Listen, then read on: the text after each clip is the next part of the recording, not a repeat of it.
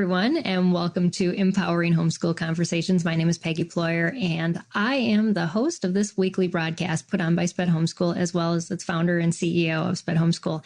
We at Sped Homeschool empower families to home educate children with learning challenges, and I encourage you to check out our website at spedhomeschool.com to learn more about the resources and the support that we offer families. This month is a new month, so we're kicking off a new topic. We like to focus on different topics every month because we know that there's content we still don't have, which seems amazing because I think we have like over 800 videos on our YouTube channel and hundreds of blogs on our website. But there are areas we haven't touched on yet. And one that we thought we needed some more resources on was cheap and free resources, or inexpensive. Sometimes inexpensive doesn't mean that they're cheap. It just means that you don't have to pay for them, and they're quality educational products. And I'm excited today to kick off this month's topic by talking about the library that's full of very, very good resources. And my guest today is Melissa Brander. Did I say that right? From Pocket Homeschool. Welcome, Melissa, and thank you for joining us and your willingness to share about how we can utilize the library to help with our homeschooling. Thank you so much for having me, Peggy. I'm so excited. I love libraries, and I'm really excited to be talking about them today with you. Yeah. I love when I have guests on that are extremely passionate about what they talk to, because I barely have to say anything. And you can just share. I know we have some questions we have put together ahead of time, and I see we have viewers already popping on with us. If you have a question or comment and you're watching, if you had reserved on the link that we sent, just make sure that you click out of the Empowered Homeschool website page and onto YouTube, and you can comment on YouTube and we'll be able to see those comments as we're live. If you are watching on our Facebook page, you can comment there as well. If you're watching in our Facebook group, just know that you have to give StreamYard permission to share your name. Otherwise, you won't be able to comment from there. So you can make a comment, share that permission, or you can just pop over to the main page, the Sped Homeschool page on Facebook, and make comments from there. But we would love you to be part of this conversation. That's why we're live. And so just however you want to interact with us, that's great. Maybe you just want to put us on your counter while you're making lunch for your kids and just listen in on the conversation. And I know there's a lot of you that download this podcast, and we thank you for doing that on a weekly basis and keeping our podcast listenership up. And also just for continuing to support what we're doing in helping empower families to home educate struggling learners. So Melissa, as we kick off, I'd love for my audience to get to know you a little better and have us just tell us just a little bit about yourself and your homeschooling journey. My name is Melissa, like you said, Peggy, and I have two boys. They're 7 and 9, and they've been homeschooled their whole lives. Awesome. It was never something that I had really thought about, but then when my kids were first born, and my husband and I were talking about it, and he was homeschooled for a little while as a child, okay. And we decided that this was something we want to do, and now I really couldn't imagine doing anything else. I love homeschooling. We live in the Midwest, which is sort of snowy, sort of melty right now. Yes. It's just wonderful to be able to do life together with our kids and explore the world and all the really neat things that are out there and have those lived and learned experiences together. Yes. Yeah. That's it. It's, if you embrace homeschooling, it can become such a wonderful lifestyle. I think the people that have the hardest time are those that are trying to keep the lifestyle they had when they had the mindset of public school or private school, or they've moved from that and they don't really embrace the freedoms and everything that you can get with the homeschooling lifestyle. And so thank you for stressing that, because it is so important. And especially if you want to do it for the long run, because otherwise you're just going to be battling that on a consistent basis. And that's no fun. Might as well just give in and dive in. And I tend to be that. And then I'm the one that's struggling, going, help, I jumped in too quick. But we're here for you. So just know that. So the first question I thought I'd ask you is, what percentage of homeschoolers do you even think that utilize library resources to aid their teaching? And why do you think the numbers are where they're at, where you think they're at? So I think it's hard to get a percentage, right? Because nobody is going around asking how many homeschoolers, like, do you use the library or not? I would say sometimes the common barrier to library use can just be sometimes location, if it's far away, or if you live somewhere where the library is really small. Sometimes those libraries are more limited in their hours and the services that they're able to provide. Or like fines can be another barrier to library use. I never even thought about that. But more libraries are starting to drop their fines, especially for children and youth materials. Of course, every library is a little bit different. So I'm going to be speaking about libraries generally, and I'm going to encourage you always to go and check your library out and the specific resources and quirks and personality of your library, because everyone is a little bit different. And that's one of my favorite things about libraries, is how unique and special they all are in their own ways.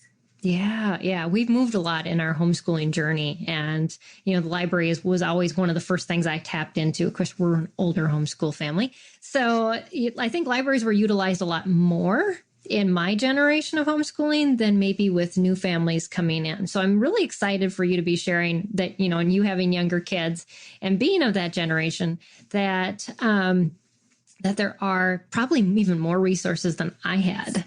And so just to be able to tap into them, to utilize them. But even when we moved, I found out when I went to the library, talked to the librarian, that my options may have been close to the same, but how to get them was very different. And so, so I'm super excited about that. So different ages, different kids, how may utilizing the library for resources look different based on the ages of children a family is homeschooling? Yeah, that's a really great question. Obviously, most libraries are divided into sections, sort of loosely based on age, right? So when you're first starting out, just like go into that section that's more in your kid's age range is going to be a great way to get started, which might seem like common sense, but sometimes I know when I'm thinking about starting something, like all the things that I need to just like fall out of my brain, right? Right. Like, That's so true. But also just thinking about programming, like the different, probably most people know most libraries have story times for like younger kids. But as they get older, there's still often libraries will have a lot of great programming and great options. And so like for elementary age, you can look at the programming they have. Sometimes some libraries will also have dedicated computers for kids. So that can be an option. Like if you don't have computer or internet access easily at your home, you can be able to help teach your kids those computer skills at the library. Right.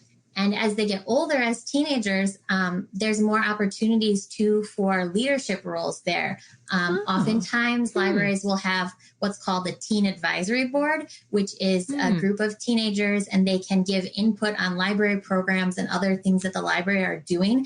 And so that's a great opportunity to get some leadership experience. Not every library has this, but it is something that exists and something that you could possibly, even if your library doesn't, talk to the youth librarian about starting this. Right. It's a great opportunity, especially sometimes as homeschool kids, to be able to have that kind of leadership experience, because we don't have as many access to kind of like the extracurriculars that are in school. So having that leadership, or even employment, like a lot of times libraries can employ teenagers. Some of them have special summer internships for teenagers or just like regular roles, so that there's really some opportunities for growth or even just volunteering. Once you get to be an old enough age, you can volunteer at a lot of libraries. And of course, when you're thinking about age groups, also think about yourself, right? The library has resources for you to learn too and to keep growing and homeschooling. A lot of libraries have homeschooling books that you can have access to when you're trying to learn more. And they're there as a resource. And especially if you're trying to plan something. And like one time I was trying to search for something in the library card catalog. And well, it's a digital catalog. Digital now, yes. I still call it the card catalog because that's what I grew up with. And usually I'm pretty good at knowing the keywords, but I couldn't figure out the exact keyword that I needed. I was searching too broad and I was getting too many results.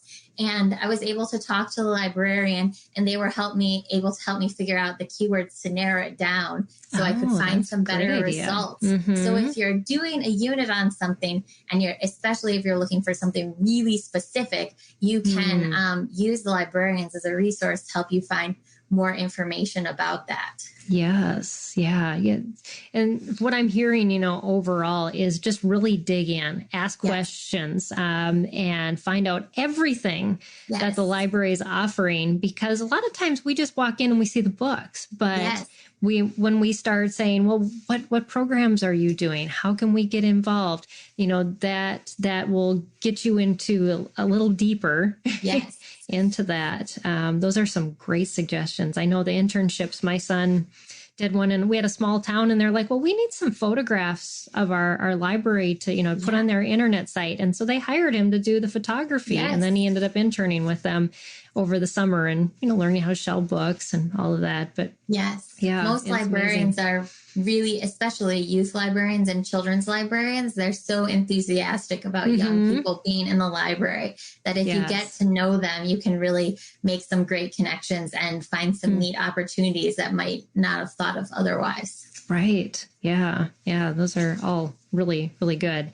Because I think we often, look at businesses as opportunities for our kids to get experiences, but there's so much just within the library. Like you're talking about leadership and being, just learning job skills and, all these things right here. And it's a place maybe that your kids are comfortable in. And I know a lot of kids that have learning differences, putting them in a new environment is sometimes hard, but that library maybe is a comfortable place and a good place to start.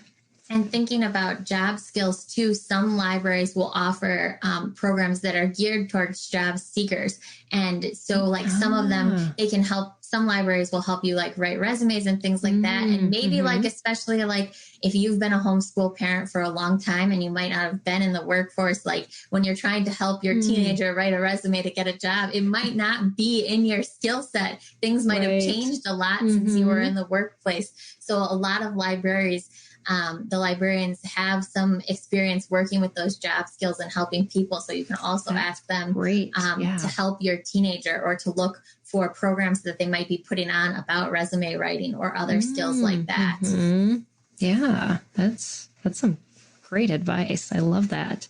So at any age that, from the littles to the story time to the young adults looking for job skills, resume, and, even us as parents. I love that, and one push I want to give, because I'm so big on mom care, that find a book for yourself. And a lot of times I even did read out louds with my kids that I wanted to hear. It may have not even fit in the unit, but maybe a little bit. But it's care for your soul and yourself. And it's very important. Yes, I'm very big into mom care too. And I agree that the library can be a great place for that. Even just going to a program that's something fun for you. It might just be an hour or whatever, but you can go, somebody else has set everything up already for you. You can just go and enjoy some time doing something that works your brain and your other skills in a different way. Right. Yes. Yeah. So important. Yeah. Yeah. So in talking about this, there's so many, but what are your favorite library resources to use and for homeschooling, maybe specifically, and why? I think, so this is going to be heavily library dependent, right? Every library looks different. I mean, books are obviously like, we love getting books from the library. It expands, like, I don't have an unlimited book budget. You probably don't have an unlimited book budget. So it expands and brings in so many more books than we could ever have gotten on our own. And so many libraries now have special collections that aren't books. So some libraries are starting to build board game collections, for example. We have a couple of libraries near us that have board game collections. Those are great to add some games into our homeschooling and to work on different skills. Some libraries are starting to have collections of STEM kits, which are like STEM experiments all in a kit. You can check it out. They have all the pieces you need. Some libraries even are starting to get other bigger equipment. Like I know there's a library near us where you can check out a keyboard. There's one where you can check out a sewing machine. Wow. So libraries there's not every library, of course. It's heavily dependent on what they have the funding to access. Right. But many libraries are starting to move their collections beyond just books. And so there is so many things that we can access that, especially when you're trying to work on a limited budget, especially like thinking about some of those things like board games or sewing machine or whatever, like those can really add up. So being able to get them from the library can really add an extra dimension. And so it's really neat seeing all the different little special collections that libraries have. And if you're part of a lot of libraries, not all of them, but a lot of them are part of a bigger system. So for example, my library is just small. It doesn't have any special collections, but because it's connected to these other libraries, I have access to the special collections of those libraries. Yes. And they're really, really unique. One of them even has a cake pan that you can check out, different cake pans you can check out. And more libraries are also starting to get passes that you can check out, like to museums or zoos. And this is such a great way to visit places on a budget because you can check out the pass and go, and it acts just as if it was your own pass. And so if you are wanting to add in more field trips, but you're feeling limited by budget constraints, check to see if your library has any passes available to you. Right. Yeah. Yeah. It's amazing the things that can be added there. I remember when those passes first came out and it was a long time ago, and it was like, oh, really? We can actually go and, here and there, and it's not going to cost me anything. I just have to make sure I reserve it. But I think also, to let parents know if there's something your library doesn't have, they consider their budget every year. And if you request it, more than likely, they're going to put it in their collection or add something because they know that the community is asking for it. So don't feel like I just get what I get, but be part of that process. Sometimes I've put on books hold from other branches, and they'll come in and the librarians will see them and be like, oh, this is such a cool book. And then like 2 months later, it'll be at our branch because they'll have ordered a copy of it for our branch. Wow. Yeah. I just got it. And also to be on your email list or newsletter list for your library, because when these things come out, you're going to be the first to know about it. I know I just got an announcement from our library. They're now renting out hotspots and tablets for anybody to check out, especially people that don't have a secure internet service. So, and also your libraries, some libraries are now active on social media too. That's another way. If you follow your library on social media, sometimes they'll be posting pictures of new books or program announcements or things like that. So along with the email list, the social media can be, if your library uses it. Some libraries use it more than other libraries. Yeah, just however they, and maybe even ask the librarian, how would I find out quickest what's new and what's happening at the library? And they would be able to tell you. And that's another thing. When you're at the library, keep your eyes open for flyers.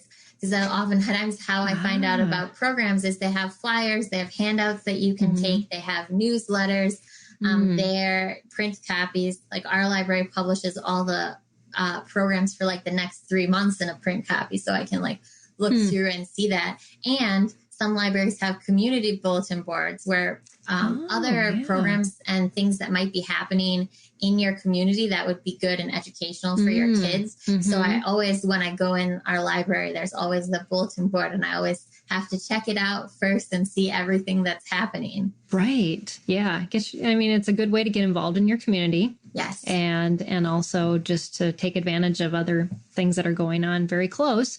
You don't have to travel too far too. So that's great. So that kind of builds into my next question. What are some resources that I guess we kind of talked a little bit, but a lot of families, don't know about a lot of things we talked about. Is there anything else that we haven't covered that families may not think about? Oh, I can get this at the library. Not that I can think of off the top of my head. A lot of libraries will offer printing services for a really nominal fee, like 5 cents or 10 cents. Yeah. And so I know not everyone has a printer. If you see something and you think it would be beneficial in your homeschool and you want to print it, the library may have the ability to print it for you. And usually at most libraries, it's not free, but it is so much cheaper than what you would find like if you went to a commercial printing place, because the libraries are really just trying to do it at cost. They're not trying to make a profit off of it. And some of them even have the ability to print in color if you only have like a black and white printer or anything. So that's another resource you might be able to use. There's an interesting question from one of our YouTube members, our viewers. She said, in the state of Maine, we have to document library skills. That must be one of their required subjects. Yeah. She said, I'm very new to homeschooling. How have other parents shown evidence of this skill? That is a very interesting question indeed. And I would say, so we don't have to document this in my state, but if I lived in a state where I had to document it, I would start first of all by teaching my kids how to use I'm going to say card catalog, but I mean the digital equivalent of the card catalog, and showing them how to do searches, and maybe coming up with maybe like, in terms of documenting, you could come up with like a little sort of worksheet and say like, search for this subject and write down the titles and call numbers of that book, because the call numbers are an important part of library skills and like being able to find them. And so you could have that first as the documentation, like you search this subject, like say, I don't know, was the first thing that came to my mind was George Washington. I don't know why, but say they looked for books on George Washington, show them how to use the card catalog, show them where in the card catalog they can find the call number, have them write down the title and the call number, and then take them to the library and show them how to use that call number. And so that would be probably where I would start with that. It's really like a basic form of researching skills, because, when you type in like George Washington, you're going to get like a lot of results, and not all of those results are going to be relevant. Like some of those books are going to be for adults. So like helping your kids figure out, see if you can, like in a lot of digital catalogs, you can refine by age. So you can look at just the kids' researches. You can narrow it down to just the resources from a certain branch. So starting there and showing them how that works, I think would be a big step towards those library skills. And like, if you have to document it, getting something on paper that can show like, okay, they searched this and they found this. And another thing I would say is, go into your library, talk to your librarian and say, this is our homeschool requirement, and how can I best teach this to my kids? They may have other homeschoolers who have asked that question, and they may be able to help you or have some idea of how you can best document it or work with you. Like librarians are often some of the best people. They're just so willing to help you out and help you figure this out. So that's where I think I would start with documenting that. And I think to take the next steps, talk to your librarian and see what they would suggest. Because you're probably not the first person to ask this, especially if it's a requirement. Yeah, more than likely they know of a resource that's already been made, or they created one within the state that they can share with you. So so it's not worth recreating the wheel. And going out and looking. And you can even try connecting with the Homeschoolers of Maine. Yes. I know there's a homeschool association there, and they may actually have a curriculum themselves, because it is a unique subject. It's not one that's required in most states. So that would be a place to start. Because I know here in Texas, we have Texas history is required as one of our things that we teach. And so the Texas Homeschool Coalition actually has created a curriculum for us in Texas to make it easier. State homeschool organizations are a great resource, especially for really like unique functions of homeschool law that are unique to your state. Like no other state has a Texas history required. Right, so. Exactly. That'd be kind of weird, but So, earlier you were talking about the communication board and, finding things in your community that were going on. How else can homeschoolers use the library to build their homeschooling community and just the population that supports their efforts? Well, I would say some libraries even have programs that are specifically for homeschools where they're during the day, like homeschool book clubs. Or other homeschool programs, and they're during the day, so they're not limited to homeschool kids. I mean, if another kid comes, they're not going to say no. But but they're usually in the middle of the day. Yes, right. So it's mostly homeschoolers that come. That can be a way to meet new homeschoolers.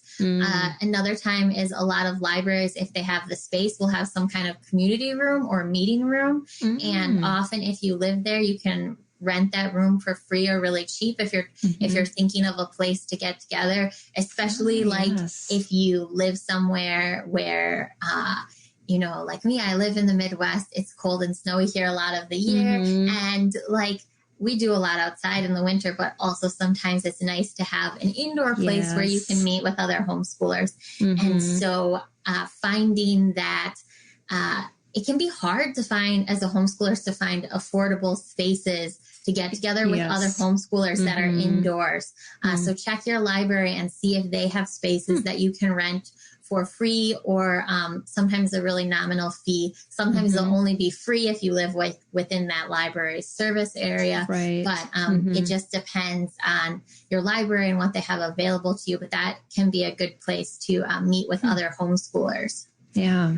Yeah, that's some great advice. And then just getting plugged into all those different activities. And I know there would be cultural days that we would go to, and these things that we wouldn't have normally gone to, but they were free. They were supported by the library. So why not? Let's just show up and see what it's like, and it was really good experiences. Yeah, when my kids were little, they brought in a Korean drumming instructor. Oh, and wow. I remember that really specifically because I studied abroad in Korea when I was in college. So being able to show my kids and teach them that Korean drumming, because the instructor was really wonderful and she had the little hand drums for all of them. And so being able to share that with my kids, this experience that I had in another country, and being able to share it with them at home was really, really special to me. Yeah. You can just dive into all of those different things. There's one of our YouTube viewers said that their library had a homeschool event about Black illustrators for Black History Month. Yeah. And so they're going to focus on, resources of the library, but they do focus on different monthly or yearly topics. And she said they also started a homeschool meetup days in their teen room. So another thing that some libraries will also often sometimes bring in authors too. And especially if it is an author of a book that you have read, or if you see that the author is coming, you can read the book with your kids. I mean, they bring in adult authors, but they also will bring in children's authors. sometimes two, or even with the pandemic, a lot of libraries have done virtual programming. So we've had the opportunity to sort of watch and see like, oh, our favorite author is going to be doing a virtual program at this library that's really far away from us, and we couldn't ever actually go, but because it's virtual, we can go see it. And my kids actually really love attending those book talks and getting to hear from their favorite authors. They think it's a really cool and such a neat experience. Yeah. It kind of makes the book even become more real, because the person whose mind it came from is right there.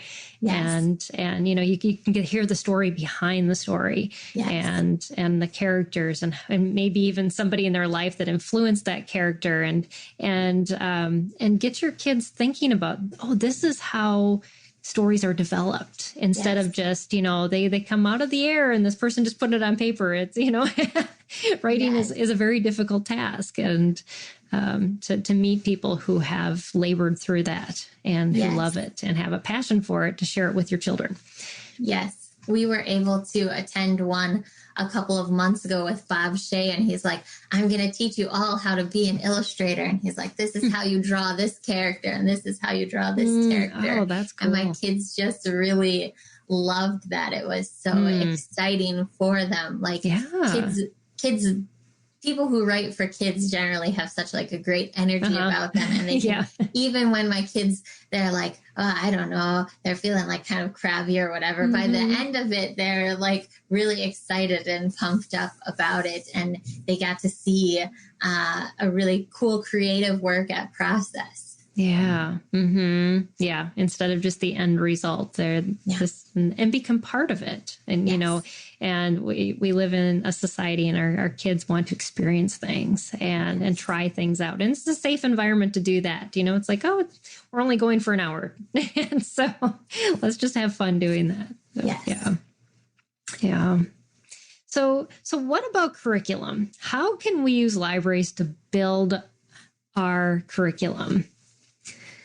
That is, well, first of all, a lot of the like literature-based curriculums, a lot of times you can find the books for them at the library. And especially with the pandemic, I've noticed that since the pandemic, a lot of libraries have been bringing in more homeschool resources and like learn at home resources and like guidebooks for parents. I know I don't have access to one of these, but I have heard of libraries that have curriculum that you can check out. And so it's really all about knowing your library. And also a lot of times libraries, to help fund their library programs, will have book sales. And especially if you're using a literature-based curriculum that has a lot of older books that might be going out of print, looking at the book sales that the library has, because most of the times they're very reasonably priced, and you can add those books to your collection for not a large fee. And sometimes libraries will have access to manipulatives you can check out. I know there's a couple of different math manipulatives that I can check out at one of the libraries where my library card works. So looking at the different resources and just thinking sort of creatively about it. And of course, if you're using a unit study or an interest-based learning approach, they're going to be really great for just going really deep into subjects, you know, because you might only be doing a unit study for like 2 or 3 weeks, and you don't want to maybe own like 30 books on apples for the rest of your life, but you could check out like 30 books on apples from the library.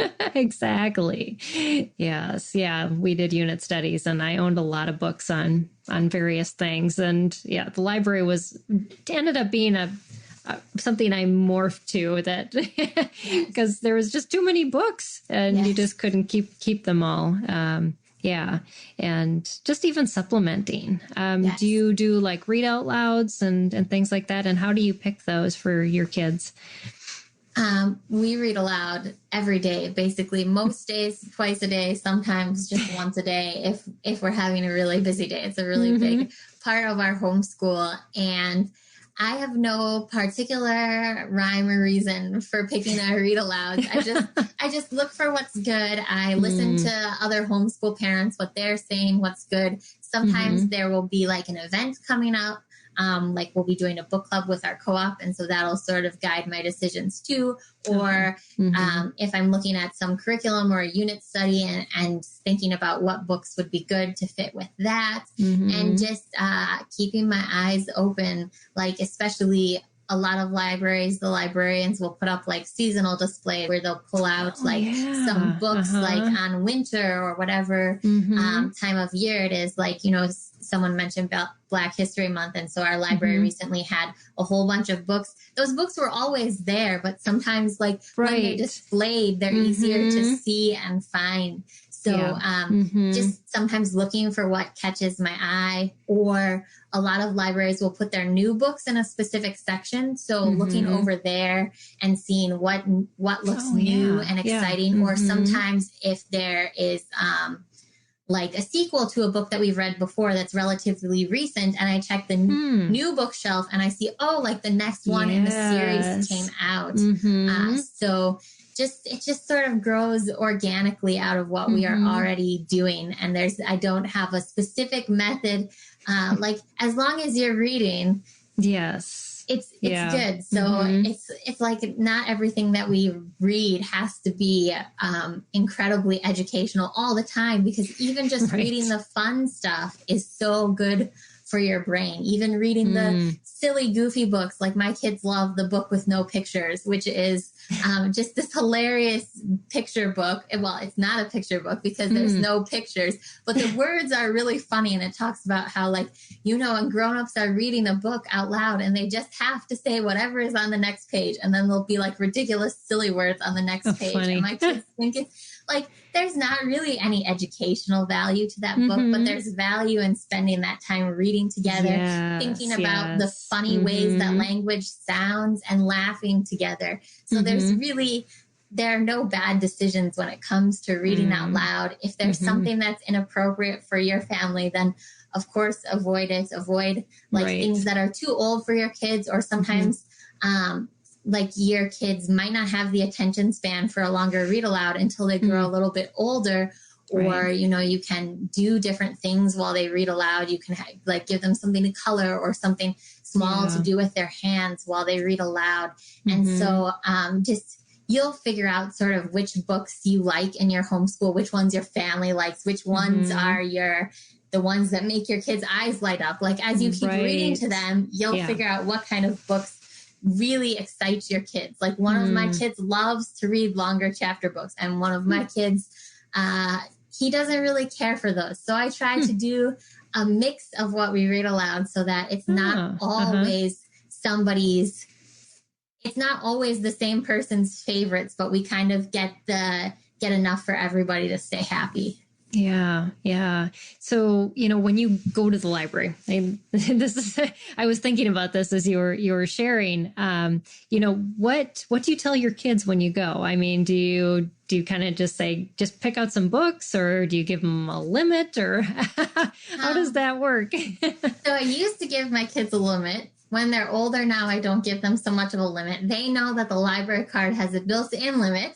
And we'll only let them check out so many books. But mostly I just say, you know, what do you want to check out? And then I just look at it briefly and see it's probably fine. Especially as they get a little bit older, giving them more independence to pick out their books. Like when they were little, I picked out most of their books, but as they get older, giving them more independence to explore.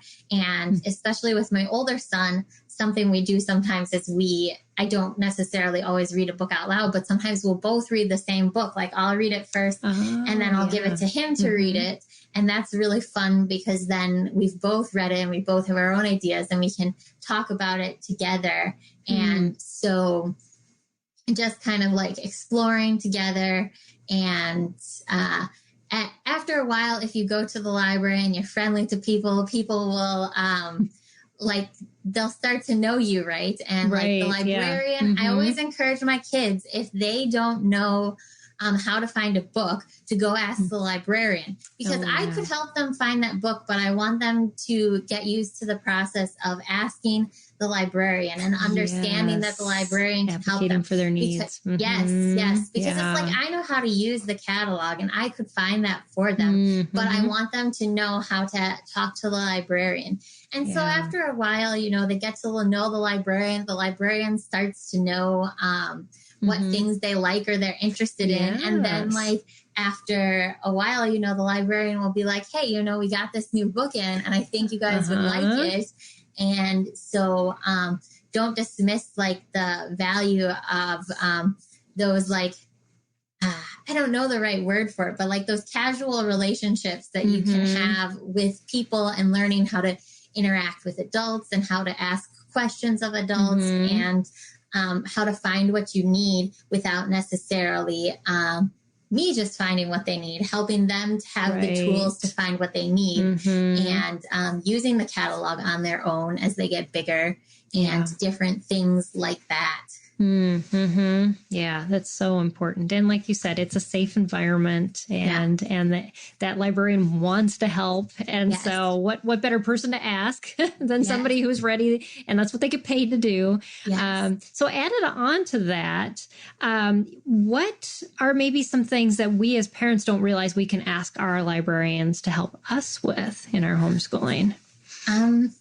Probably anything that you can think of, you can ask a librarian, and stuff for your personal life too. You know, I was going through a tricky situation personally, and I was able to ask the librarian to help me find some books on that subject to help me get through it. So, you know, if you are like, if there's a problem that you're having with your kids, or if your kid is diagnosed with a medical condition that you don't know a lot about, you can ask your librarian to help you find resources for that.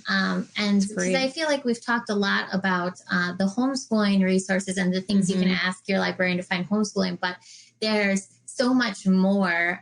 Maybe it's just the way I always grew up in libraries. So I always knew, like, you know, if I didn't know something, I could find it in a book, right? So sort of just carried that over into my adult life when I have questions about something, asking the librarians or looking up in the catalog so I can learn more about it too. And just, I can't think if there's something else, but, you know, it never hurts to ask. Like, even if, say, you're looking for a specific book and you don't see it in the catalog, a lot of times libraries can do something that's called interlibrary loan. It's a little bit different than, like, usually most libraries that are connected to other libraries, they move books in between those libraries all the time, right? You put books on hold and it can come from another library. But interlibrary loan is where librarians can talk to libraries outside of the libraries they're connected to and get a book and bring it in for you. So if there's something you can't find, you can always talk to the librarian. They can see if there is another way that they can bring that resource in there for you, if they can send it from another library that's farther outside. So just whenever you have a question about a resource, if you can't find what you're looking for, if you think that the library doesn't have the resource, but maybe they could get it for you, those are definitely things that you can talk to a librarian about. Yeah, I know, like interloan library resources, they can sometimes access resources from colleges, universities, medical libraries, law libraries, that you can, sometimes you have to like read them in the library. They won't let them, you check them out, but at least you still have access to them for some unique things that maybe you just need quick resources on. Or if your student's doing a really complicated, you know, in-depth study of something, your librarian can help them with that research. Yes, too. A lot of times, this is another thing that I almost forgot about, is that online databases, a lot of times libraries have access to online databases. Like some libraries have access to Mango Languages, which is a language learning program. Some libraries have access to Ancestry.com, which if you're doing a family history project, there are so many databases that libraries have access to. Sometimes you do have to use them in the library, but a lot of them you can put in your library card number and use them from home. And so those databases and different ones, we even, like, for example, my library even has access to something called Gale courses, where there are these different little courses that you can take. Some of them are like about business, but there's also other ones too. And so there's a way for you to learn, but also for an older student who might be ready to test out a sort of like self-driven course environment in like a low risk. Yes, exactly. See if you can do a course and be self-driven and self-paced before you pay money to do a course. Lots of money for it. Yeah. And e-resources. So many libraries nowadays have access to e-resources, audiobooks. We listen to a lot of audiobooks from the library, even movies, TV shows, documentaries. It all depends on what your library has, but those libraries are being built and existing. And there's also sometimes too, another option that's great for kids that I didn't think about before, but I just remembered is sometimes libraries will have access to these things called playaways, which are basically like a tiny self-contained MP3 player, and it only has one book on it, one audiobook, but then you can put in your own headphones and listen to the audiobook that's on there, and you can check them out. So it's like if you don't have a CD player or something else that you can play, you can check out audiobooks that way. So some libraries will have collections of those that they're like little portable MP3 players, but they only play whatever audiobook Are is those on them. Usable in a car at all? Have you tried that? I have not tried using them in the car. I think you could do it if you had the right kind of cable to connect to it, but I'm not sure what kind of cable that you would use. Yeah, because that was one of the greatest resources from the library that we so enjoyed, because we would travel a lot during the summer, and we would rent movies for a trip and rent audiobooks. And, you know, that's how we made it across the country with our children in the back. Yes. If you are used to hooking your phone into your car, like my car has Bluetooth, I can hook my phone in. And if I check out a digital audiobook from the library, I can usually play that through my car speaker on the Bluetooth. But I've never tried with the playaways specifically. But it gives you lots of good options for other things. Just go to your library and see what's there.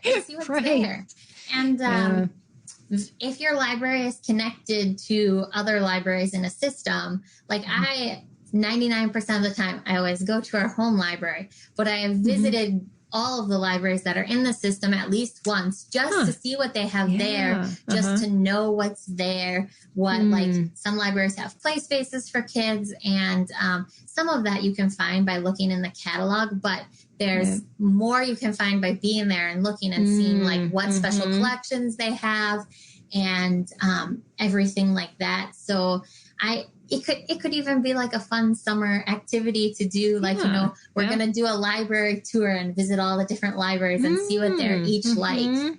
Yeah, it's air conditioned too, usually. It's a good summer activity. It's a great place for when it's raining too, you know, if the weather is gross, but you still want to get outside of the house, the library can be a really great option for that. Because it's free to go to the library, and it isn't always free to go to a museum or any of those other places where you might go when it is raining or the weather is gross. Like, you can play outside when it's rain, but sometimes, you know, you just want to be inside where it's dry. And so exactly. Talking about homeschooling on the cheap, it's a free place where you can go, and like anytime they're open, and they're not going to be like, no, you can't be here unless you like really do something horrendous. Which reminds me of something that is good to mention, is that some libraries have policies about unaccompanied kids during school time hours. Oh, that's good. So as your kids get older, if you want them to be able to go to the library by themselves, but your library has a policy like that, I would just encourage you to talk to librarians, you know, explain like, this is my kid, they're homeschooled, like they might need you to sign something or something like that, because they have some of them will have policies that say like kids by themselves can't be in the library during school hours because they should be in school. But if you talk to the librarians and they know and understand your situation, usually they're able to work something out with you. But as your kids get older, that might be something that you run into. Like I know that I was in the library by myself a lot as like a 12, 13, 14-year-old. I would bike to the library. My parents let me bike to the library, or sometimes I would take the bus to the faraway big library, which was exciting. It was like, I don't know, 15 minutes from my house, but it was too far for me to bike. So like taking the bus there, my library growing up had a program where on like Wednesdays, if you showed your library card for free, you could ride the bus for free to the library. So I would ride the bus to the library as like a teenager. And so that is something to be aware of, that sometimes libraries have policies like that. And I would just encourage you to talk to your library if you're thinking about having your kid go there during the day by themselves, that you would talk to them and see if an exception can be made, or if anything can happen like that. Not all libraries do, but some do. So I thought it might be a good thing to mention. Yes, that is good to mention, because I think it depends on more so like your state truancy laws that affect the laws that the library, or the rules that the library has to set. But they probably do have some sort of waiver to work around that for homeschoolers, especially now that so many people are homeschooling. And so just ask. Yeah. It comes back to that. Ask, doesn't it? So many times, like, the resources are there, but like asking about it. I remember like I was visiting a library I'd never been to last summer, and I ended up talking with the librarian, and she opens this drawer and she shows me like, we have these little Lego kits you can check out, and you check out the Legos and you build with the Legos, and then you bring it back and we put the built Legos in the display case. And I would have never known, right? Because they were in the librarian's drawer. I couldn't see them, right? But because I had talked to her, I knew that was a thing that existed. And so I can't emphasize enough, like talking to your librarians. Most of them want to help. They want to help connect you with this resources. Like a lot of librarians spend a lot of time planning these things and thinking about the things that would best benefit the community that they serve. So talking to them, like it's going to be so wonderful. And especially now with the pandemic, so many libraries have gotten creative in place of like regular programming. Some of them have put together like take and make kits that have a project you can do at home. And so just asking and finding out what your resources are. Our library has put together some of those kits, and we've done some really neat projects. Like we had one where we made a homemade squirt gun, and they put together everything that we needed. So librarians are really creative, and they create all these resources, and they don't like create them for them to sit there, right? They want people to be using them. So talking to your librarians can help you tap into the resources that might not be as obvious as the books, right? You walk in and you see the books, they're right there. And so asking about what other things they might have is really a way to open up and see what else is there. And usually if you just say, I homeschool and I'm wondering what are some other resources that the library has, and they'll just open up and tell you all sorts of things that you never might have seen on your own. Yeah. And even just share with them, be real. These are the areas that I really struggle to find resources that I can afford, and how can the library, help me in my efforts to give my children the best education that I can. And they're going to want to help you. So definitely you just, again, ask. Yes. So this has been such an amazing conversation, Melissa. I'm so excited about everything you shared. And I can tell you're extremely passionate about libraries. So you were like the perfect guest for this. Oh, thank you. Such a kind thing to say. Oh, well, it's been a joy just listening to you and all that you have to share. So Melissa also has a blog, and I want you to talk a little bit about that so our viewers can connect with you there as well if they find that some of your resources could be helpful to them as well with their homeschooling.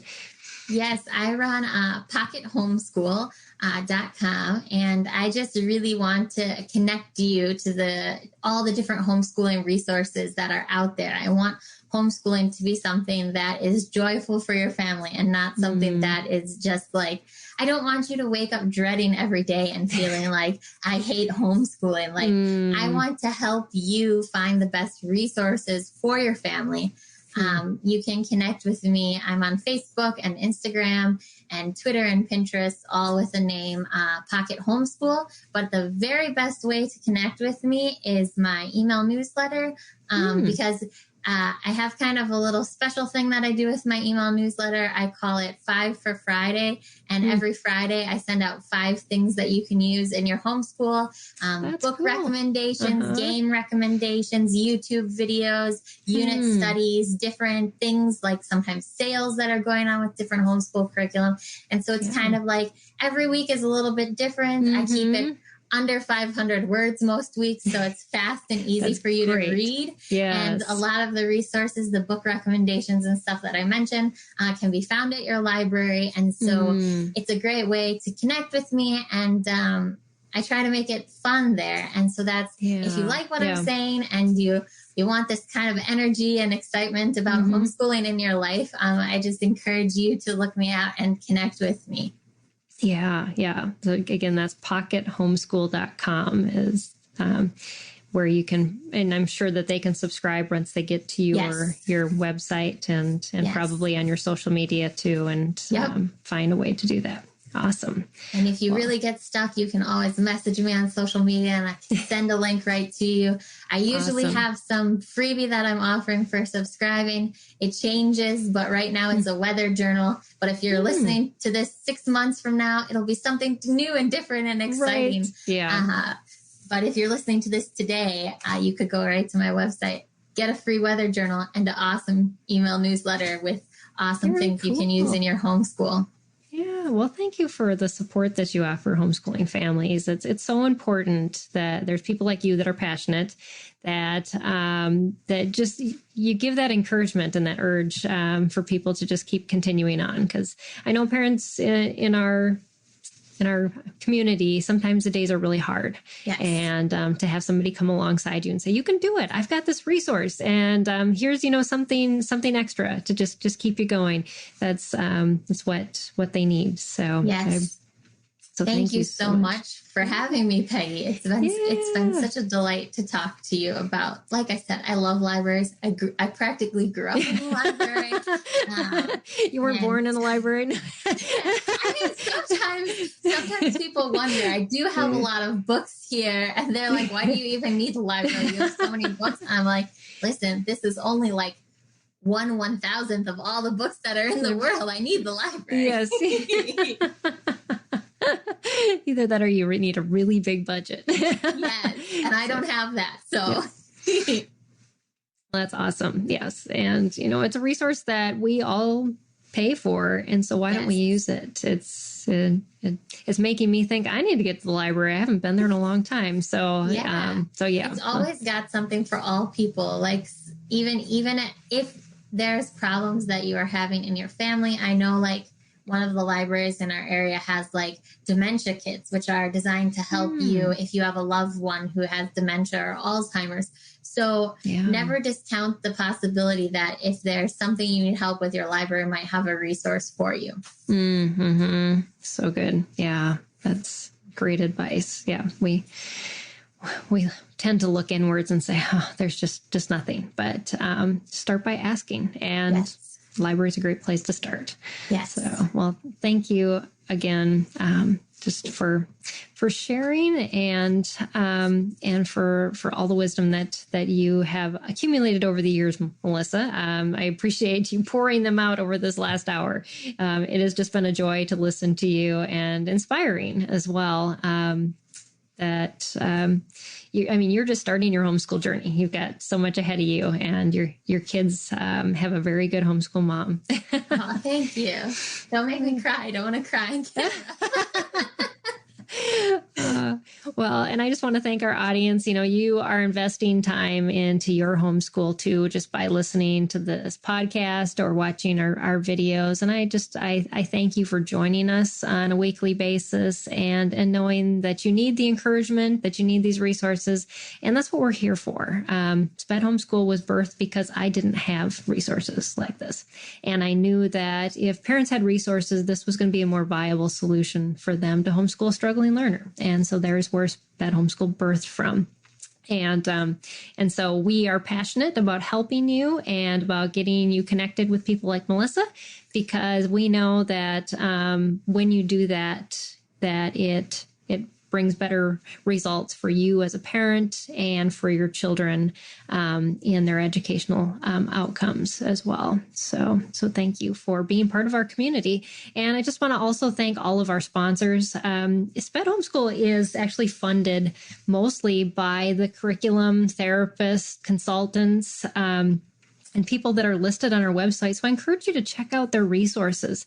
They have amazing resources that you can tap into, just like Melissa's, and utilize. And they are passionate about helping you get started. I know because I interview every single company that is on our website, and I have a relationship with them and make sure that they do what they do because they want to help you, not just because they're in it for the money.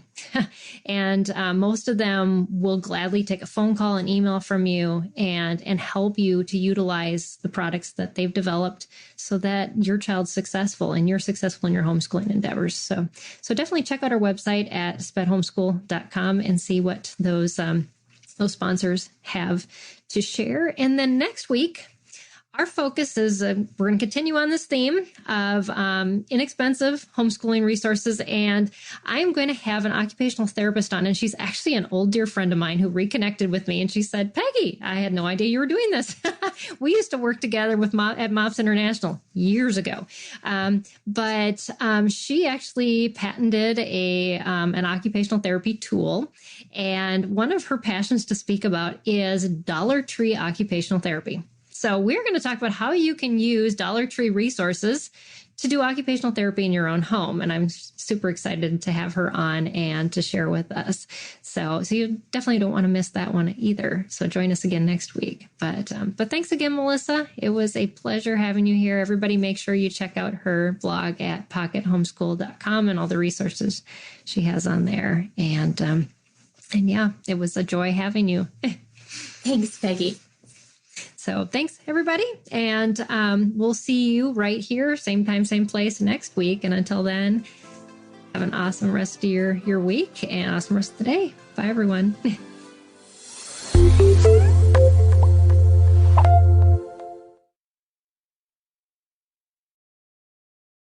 Quick question. Would you consider yourself a founder, innovator, or trailblazer on mission to grow, show, and share your faith through creative pursuits like speaking, writing, or testifying? Perhaps even as an entrepreneur. If the answer is at all yes, I'd love to invite you to my Audible gym, the Fit and Faith podcast. I'm Tamara Andress. I'll be your trainer. Don't worry, this isn't a sweaty fitness podcast. This is where you will be mentally, emotionally, financially, and spiritually flexing as we endure, shape, and sharpen our skills to be messengers for the kingdom. Let's get fit in faith.